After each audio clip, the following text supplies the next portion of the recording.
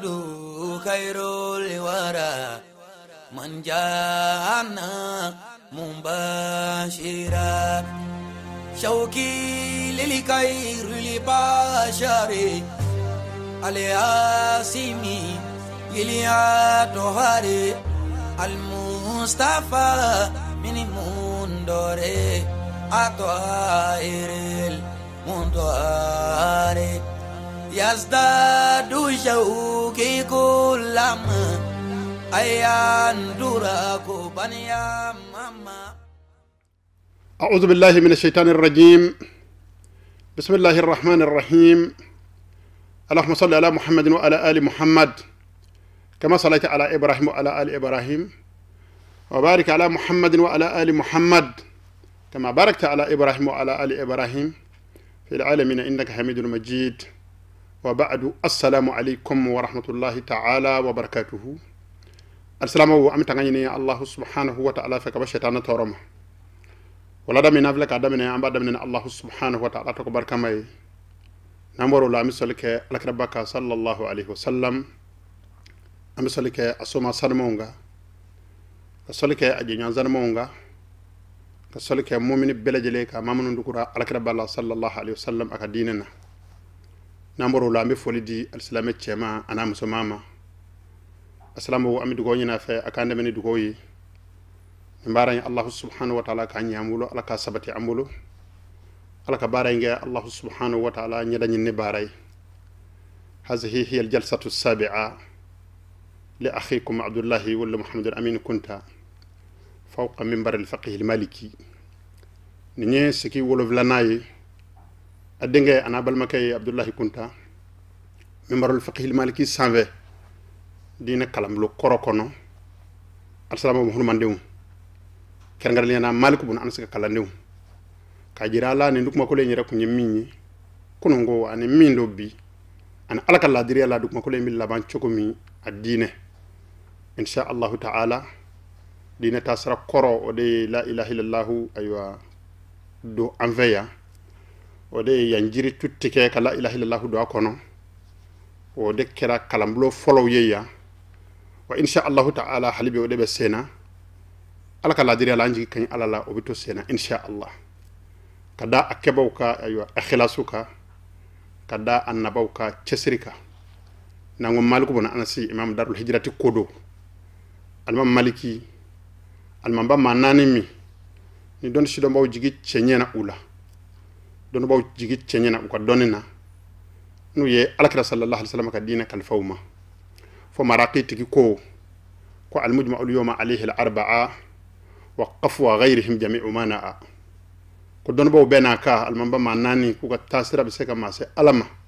نما مكو بي ألا لاكي بو تاسرا كيلندا كي وسادو لكو بسيني ألما بلما كي بلما مسو المام مالكي او جترو دوي والمام مالكي والمام با ماناني الحمد لله رب العالمين الشافعي يولو دوي والمام مالكي كالاندي أحمد بن حنبل يولو دوي والمام مالكي كالاندي الشافعي كالاندي ok mamba don ko maliki kalandum alhamdulillah rabbil alamin ni dina kunye bamoye ala ya shere ambulo benani sale assalamu ato nganje sir dama kanat lana fen joro bena kalambulo en zigi kun yode ad-difa'u an daran al-jahalati an dinina ka jahiliyan noko kalambaliyan noko conviyan noko ka ko ka buanga dine kono sanu bleme mbambulo ajele ka to ambulo assalamu ato nganje sir ni yinye aywa dayele ka maliku bun anasika aywa tasira fle ibi doni getro de toko me alma maliki ka kitabu fiqu kitabu munum bambulo nam ala batoni uyi ni ya kitabu laje doni getro doni ba baw toko ni ya fara nyonga bi gafe bo aka buni kitabu yi abele jele doni getro de munu nyedale do alma maliki ka kuma wola ne ko yene vo ko allah subhanahu wa ta'ala yafo amada foli damma ko alaka layine nende ne ko hakika yedewa ka soro ay mivo o hakika yi hadisa ufana beti ka mine at abtlela fokat se ambe yoro minabi maliku bon anasi ne e ya to ma bi kina ka be balula madina ay kono ka ja maliku fatura nyina ya samba kelen sangabe sama ko de wallahi la ilaha illa huwa nasrullah ko be min boada anaye mi zebe ka to ko ngalo ko ndo nyode fa ya tibi soro ngambe ala foka barkada ka maliku barkada anaka kala ne zanemo foy matto am bolo bile foy matto awni hunu mandew fo sanu bile min gora ka dama ngande ga chori ala akanat lana hukumu de yambla kan ngalam lo sanu man ziki insha Allah ta'ala ala makhtasar al akhdari kitabuka anga jamana don baw anga kalam lo tikiw am vaw am mokew munu nana ni islamia kalaye ya ukala da de ni nanu ma ko ba fa ka do kalana iba fa ka mungala ba fa ka fiqhu de kala o ka kitabu fola de al-akhdari insha Allah ta'ala am vaw na mokew dona damin ve adenge anabal make aya kanu ka do o dafana fe jango andame ka twanga fini min birlana fini kana bwana anga keta ani dona ba bannu nga keta manabe narju barakatihim ambu baraka jigiya Allah subhanahu wa ta'ala bi songa ke anve bare mi chenye okuma asogo mai alma malika kalandum jiddu wa shahidu mai aya chesrisa aka tlo majo alaka getura don ba bami nanjo me aka kitabu ka nay lakhdari faranyo ka nazmu wode be ka puma anyi ambi jo wode ka puma ka bil sani sharh wal bayani ka wala anse ko dama jirala insha Allah ta'ala nuhawil kull al muhawala an wana bina anse ko belejeleke fo fotaw ka ben chema jango abina misoro ak ajele ka to abulo okuma convene kalamba insha Allah ta'ala man no be ben nafa mami maliki kalande minde maliki kalande abe belejele nafa basabu ni maliku bun anasi ko aywa itlu majo abina man qur'ane na ko ngo itlu majo abina man hatsa kenama nasi na ko ngo itlu majo abina puma be amali sahabati ni sahaba ka baray ni maliku bun anasi ko ngo itlu majo abina puma be amal ahli al madinati ni madina ka baray ndi ala ka dinay ala ka kili mandi amma ala man bena sababu ma anga sigi temene na kitabti ku nyafo anyi ko jurumo be ke sababu ye ka mumini dusukun datugo kafi fi dusukun ti yele keble opma kanga njando jurumu kella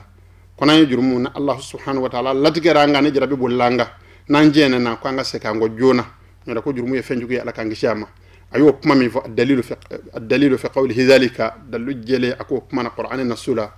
setki masaba fwani ko fa innaha la ta'mal absaru ko anga don ko dusukun de fiyede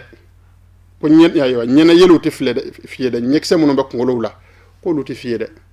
walakin ta'mal qulub allati fi sudur nyemi be dusukun na de ko lu de bi fiyede dusukun bi aywa jurumu bi dusukun nyede fiye no kera sa ko jugu yi soro waye banami a furake mandi ni masaka Allah subhanahu wa ta'ala ma basabo alakira ba ya fani ala satura ala kasra kayra la ko as-sunnatu hi sharhatun al-qur'ani ko sunna de be qur'anan nyefo alakira sallallahu alaihi wasallam ya fani ko kanga don ko Allah subhanahu wa ta'ala inna Allah la yanzuru ila suwarikum kala nyata anvar kulula ambu nyana anjanya anga koloshi jenya ambu ju jenya anga chenya anvar kulula ka jena finya ko Allah subhanahu wa ta'ala nyatola ko Allah subhanahu wa ta'ala bi flelikede ha ila qulubikum wa a'malikum dusukun anibara ami ala deli dusukun nywa be ala fa ala ko di amma ma la khadar tigi ya fu anyi o maliki kalandum ko nga hakilto jurumuna nan jene na ko nga tubi ka sekango jango dusukun ka seka ko aka sanuya halibi asabatra ko alakra bama dalu jolika aka pmainga ika donga fo kuna ko ndibbe ndidaka ika don ka ba fuye ni qur'an de aba fiye ni harsa kenema de insha Allah ta'ala baray mina sigi odeka baray mi to cadre de kono fokata andla jango ka ngara mo dalane ko ka sanuya jango ka ngara mo ka bigi ko ka sanuya mo ka do ko nidungo folawte obi pmade ni ilmu jele hakili nyuma be Allah subhanahu wa ta'ala fa ala ko di amma halibi asabatra ko alakra bama alakra bako sallallahu alaihi wasallam imam abu hurairah ba lakali abi hurairah dawsi kunye hatsanganaye ayo ni abu hurairah to fara al-islamiyya kono mo ba do mami vora ajatele do menal mukthirina min munu nye hadisal durshi kabo alakra bama ka chaya imam abu hurairah be ulu dola ayo ni ko ulu nyema fana do imangalo ndike imam abu hurairah ko alakra bako sallallahu alaihi wasallam ko innal mu'mina idha aznaba dhanba ko mu'mini ala danama na yujurmu ko kenat nuqtatan sawda fi qalbihi ko jurumu yimbe ke to mi fi ma de ye adu sukuna fa intaba nati lama tubira wana za asikra ko ba jurumu ko ina wasaghfara ayya fadili adaba mafe sakula minha ko ayo to mi fi ma yimmi torina adu sukun dala ko bi woron ka bwala wa in zadat ngana tora jurumu ko ina kungo iyake bi iyake shini labe me binake subhanallahi faminyi anga jamana laba mani vi ka tabule subhanallahi ba fo komi anga kewolo abangolo lade ko ala nyete ana kunungo ika ñinamaya besiki me odeka kunungo ye walitan daraki bi fana ye don daraki shini affaire wara bolo daledo ibina do wara daraki e kon nga ñinamaya sikime odeka ode ka disu goshilay e ka dovini ñumo be soro de la e ka bulu mobile daga bano be soro de la e kono faledo ode la subhanallahi ala ka kili mande ama ala ka bakote ko soko nan nugurani haramu ye ko fannaru awla bihi ko janama tasma de ka kan oyi ala ka kili mande ama aslamo mu'minu muhammadu ato nga yere bonen baran nuna jente soyede jema ja cuko cuka billa ba bani de la o de ko ngoya yoroy akuma maka kinga hakil tu yer la wallahi harabe damene de mata bando no ala alkara ba ma foanye alkara ma min fo ma tseko fo no yo fuyo o yo fude ato nga hakil sabako to nyer la ako wa in zadati ni kota kela ala kota la yere sako kela na turala na e do fara koka ko tomi fima mbe de sukuna do be fara o woyolika o fana bi woyo doni kadu sukun labo hatta taghlaqa qalbahu fo aywa hatta taghlaqa biha qalbuhu fa sukun bi ta datuguni aywa tomi fima fo tomi fima bi ke sababu ye kadu sukun bele jele datugu alakra ko sallallahu alayhi wasallam ko fadhalika ar-ranu alladhi yakrahu Allah fi kitabihi ko de nokoye o de fimaye o de datugulaye Allah subhanahu wa ta'ala min gofo aka kitab sanmana ala ko qur'ana nasula ko kalla barrana ala qulubihim ma kanu yaksibun ko kuma toy ko bara ce juguminu nu ba ke shunitle sokman wula o ta dabla ko de kera nokoye o de kera aywa jurmu fimaye kadda aywa o disukun dala yoru ka kewale ce jugu o de disukun datu islamu jango Allah subhanahu wa ta'ala ka ngishi ay to ngatu angara mo no fe nu ye mi voigner o ba soro yo me alakra balla na alakra ye mi voigner o ba soro yo me Allah subhanahu wa ta'ala la ni jela bo bana say me laka bina soro anga bagage labenedo aba soro la nyanda kundo sugu fiela aba soro an labenedo na ko anga tamba fo angunya do ngebina wallahi sadiqul masduqu ye eko foigner ninna alhamdulillah anya fitini mi zor an shi kono an labenedo angata kabru ko nabinye la haraj jodo kono wolo bi soro siratu tike to go binye insha Allah ta'ala aljina bi kan zikiroy ya rabbi alako noko yam bele jelema ni hatta kenama ya rawahu tirmizi wa sahahahu an-nasa'i imam tirmizi ala kala ka sunan kono imam an-nasa'i ya kenaya koni ye ma kenama koni zabatira ka alakrabama mami dugo de kessa rabbana taqabbal minna innaka antat tawwabur rahim amin ma bayin alafe ala ni amanye ko ambeto ka chene amnyo jonya naka shiledo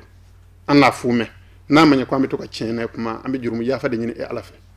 ala ambi seki e ala de ma wa ambi tubi nyini e Allah subhanahu wa ta'ala fe kanga tubi mine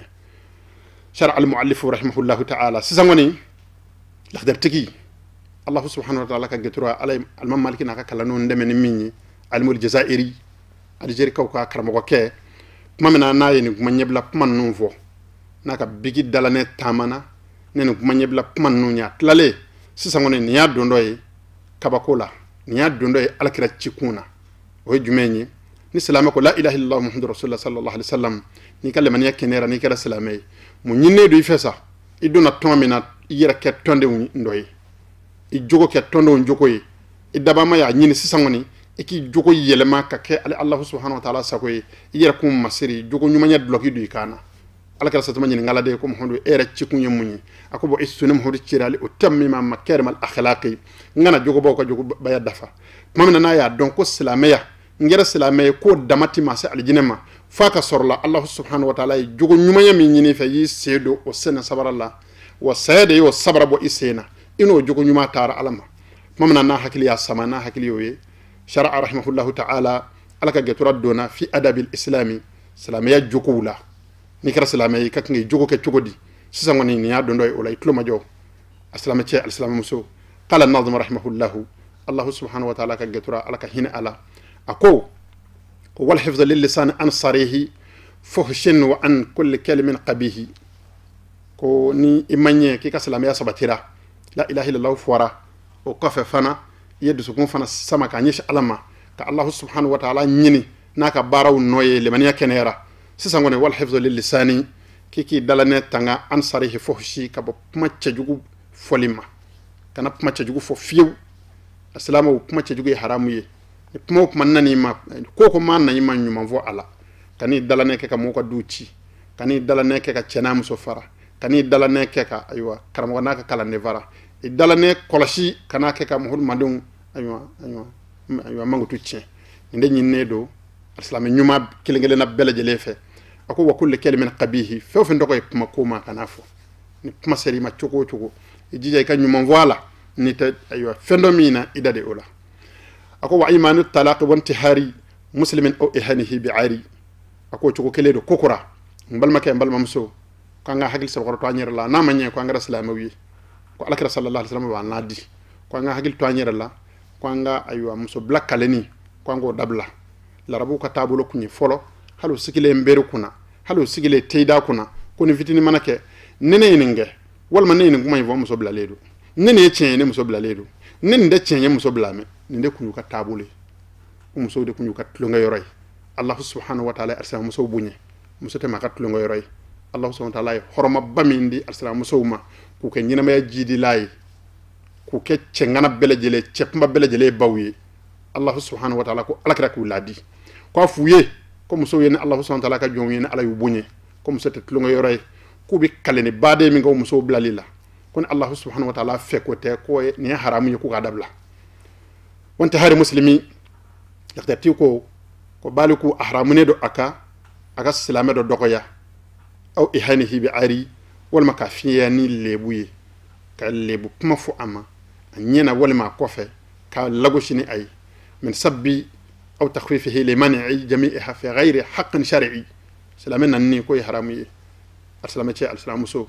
aw takhfifihi silame jasrani ka kuma do fi silame nyama ka soro tiente ka jasrani ay ha limani'i jami'iha ayeni vennon vi munon vi sisa ki ku toy ku kelimay aya belejele fiye kadaka belejele kumaniale do abbe haramune do wa shimanga ke fi ghairi haqqin shar'i sharia hakatanana ni bi salame do ya funi ya do ala sharia no fe ni bi salame jasra funi ya jasra ala sharia no fe ha ni bi koku ke ha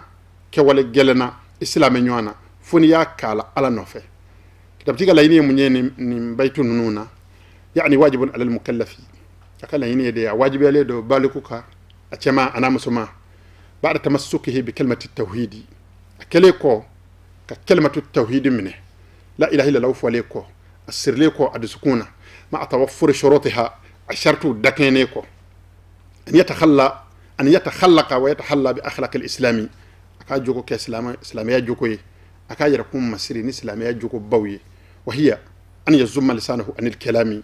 وجوكو بلي بانو يجمعوني أكادلني كرافي ها عن الكلام بما لا يجوز له النطق به شرعا سلامية شريعة تجيناي أكا من بوادا كانوا بوادا كالكذب إنا فنغلو نكي نغلو حرامي والسبابي نانجوكو كلي وي حرامي والفحش أن بما تشيني شيا بدو فولي وي حرامي هل جيجي تيكي بما فولي نمبلا جلي كوتش جوي السلامة كني دالاني مني كبون نمبلا جلي لا جلي مانا چوكو كان بما جوكو فو إكو جمانا نيرنا بوان نوا ala ka ngi cinde puma nyumay e ko ayo islamé nintina ke islamé era chene wa ala ka ngi cinde puma nyumay karamo bele jele kera jemo yi ala ka ngi cinde puma nyumay ni puma chejugu de hurman dew ni ndekera alislamu ka puma fotaw ye sisa ala an bunye de nanga kira bay ala kira satama bunye afdalul khalqi de do dafin bele jele ko ndigi do o mo hodde kera an gar sakay ala an go mande ni kalaban ka mbunye ka islamé di amma ka ala yaraddana di amma o kofe amanga jwanyere la alislamu o kofe amanga ngati kanyere kuna amanga nganyere bo o bunye mine kono ni alislamu puma nyuma kad allah subhanahu wa ta'ala halla masaka ke ye jiga nyuma min da bi bara yisra ola inde nyinne do anve kitabti kala yini ninde wa jami'an anwa'il munkirati min alqawli puma kone be salame nyuma yi dalane mine ka bo bema ni salame kirati wati mina de ibi ke mabay ibi bunye alabulu ni bunyana allah subhanahu wa ta'ala bolo ala bi qabul dima baynaka wa bayna ibadihi ala ba ka jondu sukun ala bo di ima jon vana bil laban kokura ka kife ki bunya ki karama o kuma de laika ma baya be ka haqiqai ngani ni vangelen chena ni mo ya fi ma ki ma bay ki beta ka sura ala fay tete o y gwaza de na'udhu billahi ala ka ngisi ka andanga maka nga nyini de in ala chela kadla ni islamay yo famu wallahi o de boda yere alhamdulillahi rabbil alamin alakaba mode allah ya shere ne bi toka dakuriya kelemme afe ma mashi me afe min ngadi su ko nyaka tamaka wati be cheikh sartuman madan haydara dala gese de ko yande amita ju ala nyekoro wallahi anyi min voya ambe sey kata jo ala nyakoro ka nyefo kuma dengele bi nobo ne dusukuna silame ka nga mirin de la ika fembela ni silame mirin na ika kewale la iba abana bora sorla iba don ko motay ndai mo fleka mi votay amina jo ala nyakoro do mina jabi mbi soro de hakikay silamu angande nyini ngone alhamdulillah rabbil alamin kuma dengele kadne ko jugu ambe duko nyini alislamu fana fe o kende men duko ye Allah subhanahu wa ta'ala ka ambe deme anga keta ananga fota kake Allah jati kama ngana nyine Allah subhanahu wa ta'ala ko anga barawla misakala zarra angana nyine Allah subhanahu wa ta'ala ko hakili ka to alala fi kulli sa'atin wahini sanga bela jelela no kera barabi chenye tabti gende foanye akada kunya daba dola wa imanu talaqi so bla kalenu ni arabu kala da kundo an vana kana ke anga tabule wa kaleni langolo numbe bi do akoro benim bacce ngale ni fala ngale nakka abeta kanene makke akaketa o kuma cejugu munu ngeme ka jemina 600 alislam deun ve aslam deun kerengar lena dem sen aw ye islamé ka sine sikuwi aw ye jamana ka sine sikuwi aw ye jela bo ka sine sikuwi aw ye du ka sine sikuwi kana yere ke malangulo ni akana yere ke fuya kana yere fili aya don kona nyena aw bolo abi nye shini na chena aw bolo abi chen shini kuma aya hakil sa ko to yere la kuma langulo jia do be yere labla sia do be man fi be ma bay ala adama de bebunye fune mami ni yere kun dogoya ni yere fili bi ga fuyi wallahi ni yere fili ki yere ga fuyi o yekele fuyi ala kana nga fuyi ala ka kili nyumande amma dabti ko wonta hari akhihi almuslimi to kele do halibbi balma salama kana dogoya da salama wonu nyonje dogoya le min man nyonje ala ka ndema ka ba ki datul islam nywana ka dogoya ko aywa ay kodo kebbi wala ma ay kodo fobi wala ma asikiram ay masala do fo masala makke sababa e nyakoro wala masala in la for e nyakoro subhanallah ni ma chamay junu mi saka ni damina na ya fa mbala kata sala ba ma ko fili foy mi soro newa ewa subhanallah ni ay nyuma chama fo me bi fili fitini do ya soro wala ma fili kelini fila ya soro bi fone bunyen karama de ne sunna do e murtani ulama ula jarani kodu wallahi murtani ulama u ka tabule de ulama u muasiruna munu betle kelina munu nyetle kele moyi ni mbaka misiri kono ye geturay o fametew ni fana baka kala yoro la ka misiri kono fana ye geturay o fametew khutuba wala o be istidlalu ke dalu joni nyon dala kan don ba bakar sa men quartier na don ba bakar sa men duguyina ayini voix kan kitabina ta hal nasr la yep masala famu chugula mi makene anya ko aba fako ala kulli hali la ara haza ne kon denni don ba do ayo don ayo nyumambe ala wanne ya do ay mi fo anaka dalu do nganne ko nga famuna ne mayeta ne ma famuta nefe akanga ketande wal ma ka bonye sika ma ka fako asabahu sabqa lisani adala ne konaya nga hakika ye ninde uti nyonna ni uti nyondo ko ya wanolu ye nyonye ali sugu fiye jama chela nolu ye nyonye hali seli kenena obi jela mugo bo nyonye ka giringa shinyoma ko bari nyona ninde ayo sunna ala kira sallallahu taraka sunna mi do sahaba woni nyonje umar bon khatabi ka sunna de ni apmi yala ni bere nay ma fla jole ube barula do ba fako umar de ka sakata ma abakrika abakri sakata ma umar ka abi wuli ka shuma ni bere joni abakri nyana be dungo ko 120 euro jume na kurila ya fana ngaro aba walaikum hakaza anga nga ketande alfilamo ni ko tugo de salamo ko nga ke nyon vetande don bo ko nga nyon menatande akala yini do e fana aw takrifihi islam nyon kana jasra ni fuyi ni be puma foye drop puma nyuma voye hal jasra ko kera kofe na nga lagala ni bunye o de la hal islam nyuma na masurna ma fatura ni bina gerala kibina nyefoye tibe folo alala tibe akirala limaniya foye ajirala ko alayra min zigile fla rabina sa emi mina pumale rabisa wa allah subhanahu wa ta'ala laydu mindi o debe sena shunitle na tunni na be doka dala wa mbalma kay mbalma muso ibalma kar sa fatura hakeza nde ya fotu ko bela nyumaye jango ikana islami nywa ikana jatike ikana jasira alhamdulillah rabbil alamin o tuko keledu aka korfal laba abiyatu nununa ako ni ko mi fenge la sarani kola wala man ngewale nunun dola ka nyisin islami nyama a kano ke be doni mo jeben shar'i ka soro sharia ma wajibi ya kano ke de ni ya ka allah subhanahu wa ta'ala ka jonga bo abulu kirngar liana salamo ko bo alabulo allah subhanahu wa ta'ala bibla kuma do bi tugi ka cien de la pasalla e refa kebe minga o de cien o kuma bi datru mola ko lu nan ninu dogali damene ibta ala fe allah subhanahu wa ta'ala ba fi ko ne ko ne balma ne ka jongaw akere nyina kede ne ka jonda e de tay ne ka jonyewa ni vori e resgele jigibitike o kuma min nyine do envers anga to bayna al khawf war raja anga sir allah subhanahu wa ta'ala nye wa anga jigi cien allah subhanahu wa ta'ala la qur'anana ala ben ngonu ni man no be sabati ka jirana ko getura no ma fufu anye ako wayanha anil fahsha'i wal munkari ko ala bi ladlike ka kuma ce jugu folima ne kongo kuma belejele wal baghi an tunyani ya'idukum ala ba'alladi la'allakum tadhakkarun haqiqa nyama aywa ana hakli soro ka famuke وقال شارع الحكيم محمد صلى الله عليه وسلم الكرب صلى الله عليه وسلم فانا مناني كشي انما تشاما بي الكرب الكرب صلى الله عليه وسلم هلبي kala dertika pumut kokoroma dondo kadallu joye ka don ka be ka pumunuvo ateka anni do ngofa be hakika defo la dertika pumanu belajele jome hadisawna qur'ana ayawdeka alakra bako inna sharra an-nas manzilata kum qawla sotoroma jigin yorolla inda allah subhanahu wa ta'ala yoro alaka jomi njoro cheka jugu ala bulaka tamaka jom beka يوم القيامة الكيامة جودو من تركه الناس اتقى فوشه سكيلا بي مامين توي كو كارسا توركبو ala kan kishi kasa toroma yera kishi karsa toroma du kono nene vori sigidala nene vori ma jamana kono nene vori ma o ya chene de atid lable foni tubira ka seki ko alkama jodo ede lahla cheka jugu ede mine chugo cheka jugu allah subhanahu wa ta'ala bulaka tamaka jom beka rawahu muslim imam muslimun en lakali ko ko saga kene wa qala aidan sallallahu alaihi wasallam alkrabako kokura halbi ka jirana ka fo kunni may mi ni kitab tigi ya fo nga kan jessere atolla lakra sallallahu alaihi fo fi khawatim hadithin tawili hatta sajjad wal-labana رواه الشيخاني امام مسلم امام بخاري حدث لقلي من حديث معاذ بن جبل كبو عليك رسول الله صحابه جترا دوكما ولكم معاذ بن جبل معاذ بن جبل كني صحابه ولا دون بابو دوي عليك رسول الله صلى دو دولا معاذ غير لالا هيني نغال بك عليك الله اكو عليك ربما كو يا رسول الله عليك كرا عليك كو امكو نعم اكو علمني اخبرني بعملي ما هو ما في كان غبار يعني باري يدخلني الجنه بارمي نياكي ابندو على الجنه ويبعدني عن النار aben yoro jeng ka bajana metas mama alakra rakaba ko yara ko muazi la kharsalta an azimi ako muazu ako jebi se mana dara ku yini ngal bakede fem bi ma se aljinema fem bi ma kisi jana metoroma muazi ni ma ka kunyi ngal ka woni ngal ne keka alakra bayo o jabi de di doni fuka na se o hadisa labana imam nawawi kunya hadisa gaturay onana naye aka aywa matnul 40 na aka 40 an-nawawi anana naye aywa hadisa ni ola وحدث اللبانا على كراسة سمي معازون ينغا أكو وحلا يكب الناس في النار على وجوههم إلا حصائد ألسنتهم كو معازو إبسوغا نفو كافو يلا ميتا ينغا عندلا نيكا فوتا نونا إبسوغا سيكا أولا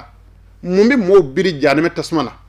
وتندوكا تسمى بدو نونو داو فيك أبو سفران جفة إلا حصائد ألسنتهم فناكرو دالا نيكا تكاليفوني ngalo min bitti ka nyir dama nyonje ka danyona ko debi labaka koinche ambulo ala kana ci ambulo ala kan zabati ala ka hakili mandi amma mohon mande alhamdulillah rabbil alamin kan nunu ndo anye wallahi nunu nga mugu karamo mugu do ande deti sirabla kan nunu ndo awnyande fili kan nunu nga gafo to ambulo na maddeso ko gafo kala na ni zigi dañ ni ndugma ko leñ an norobe to accugo la ticce ma jango o baraka saka to sena o de ambla ni mbarayna mamna na nyangu nja ka getro tatofle wallahi do la ngana jamana ma sirigo ba ko jugu دومي العلامة محمد عقب سوسو بالومه دومي أيوة العلامة مرحوم دمباوغ بالومه دومي أيوة الشيخ محمد زكي بالونيدو كاتك كاي فوكي دال أبيكني غناو يا أبيكني جترو يا والله نو يبيجن نو تريبا فو كنا ولي بلي ذهب بهم تعقب الليالي والأيام شكو كدو جاتران جترو كبر دولا منو فنا ترامبلو لو دمنا نكاكورو هانا قيام الشباب أيوة واتي سيراسا دمسون ولي كجو ودي أملا ولي لك ما أنفاو أمي دكو نين أفه أكان زما دكو لا أمباو أفنا كان فاو دمني دكو aywa akam bele jele de men jango bara ngake allah subhanahu wa ta'ala nyada nyin kama jango aywa anga sabati dala ne ka sabati foto ko fo allah jati kama foto ko famiya dine akato achukola barakallahu li wa lakum fil qur'an al-azim wa fi hadith an-nabiy al-karim innahu huwa as-sami'u al-alim ربنا اتنا في الدنيا حسنه وفي الاخره حسنه وقنا عذاب النار سبحان ربك رب العزه عما يصفون والسلام على المرسلين والحمد لله رب العالمين Muhammadu khairul wara man jana mubashira shauki lil khairul bashari al-yasimi ilia tohari al-mustafa min mundore atoiril mundore يزداد شوقي كلما أيان دراكو بنيام